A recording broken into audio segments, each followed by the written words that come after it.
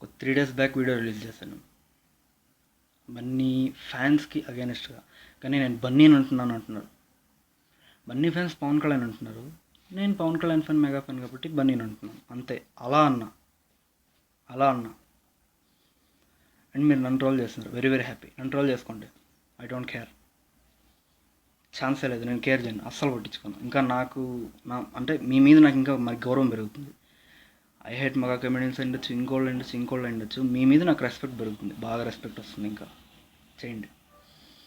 నన్ను చేయకుండా పవన్ కళ్యాణ్ చేయకుండా నన్ను చేస్తున్నారంటే అంటే పవన్ కళ్యాణ్ సేఫే కదా, దానికి నేను చాలా హ్యాపీ.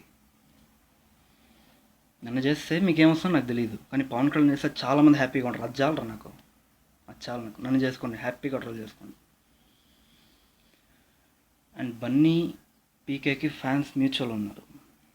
చాలామంది వీడియో డిలీట్ చేసేయి, యాంటీస్ పెరుగుతారు, నీ నుంచి యాంటీస్ పెరుగుతారు, నీ వల్లే అవుతుంది అన్నారు. సారీ బ్రదర్, నేను యాంటీస్ పెంచాలన్నా ఇంకోటి కాదు, పవన్ కళ్యాణ్ జోలికి వస్తే రియాక్ట్ అవ్వాలి, ఇదే అనుకున్నా మైండ్లో. కానీ అది ఇలా మారింది, అది యాంటీస్ పెంచినట్టు అవుతుంది. అందుకే పవన్ కళ్యాణ్ ఫ్యాన్స్కి, బన్నీ ఫ్యాన్స్కి, మెగా ఫ్యాన్స్కి అందరికీ సారీ, మెగా ఫ్యాన్స్ అందరికీ I'm extremely sorry. And Mahesh Babu నేను ఏమనలా, అప్పుడు పవన్ కళ్యాణ్ ఫ్యాన్స్ చేసింది నేను చెప్పాను అంతే.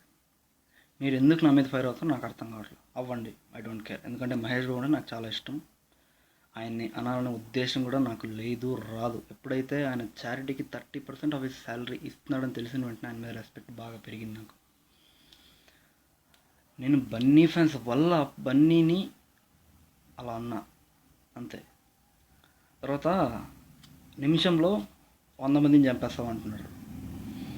మీకు ఎగ్జాంపుల్ చెప్తా. మీరు ఫెయిల్ అయ్యి ఉంటారు చిన్నప్పుడు, ఖచ్చితంగా ఫెయిల్ కానీ తక్కువ మార్కులు వచ్చి ఉంటాయి. మీ ఇంటికి వస్తే మీ నాన్న నేను చంపేస్తాను రా అంటాడు. చంపేస్తాడా? చెప్పండి రా, చంపేస్తాడా?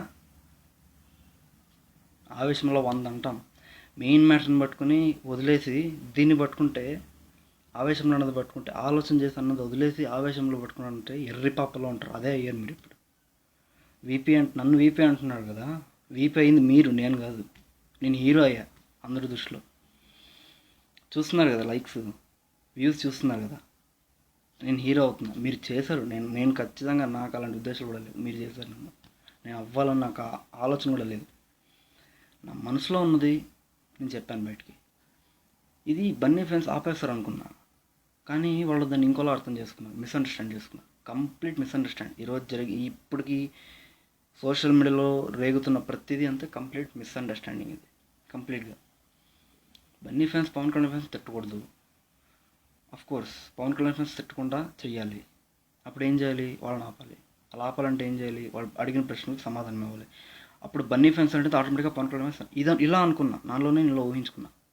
తప్పు చేశాను, అలా చేశాను కూడా. అది నేను చేసిన తప్పు. సో నేను చెప్పేది ఏంటంటే, మహేష్ బాబు నేను అనలేదు, అక్కర్లేదు, అది అప్రస్తుతం. అది నేను అనలా మహేష్ బాబుని.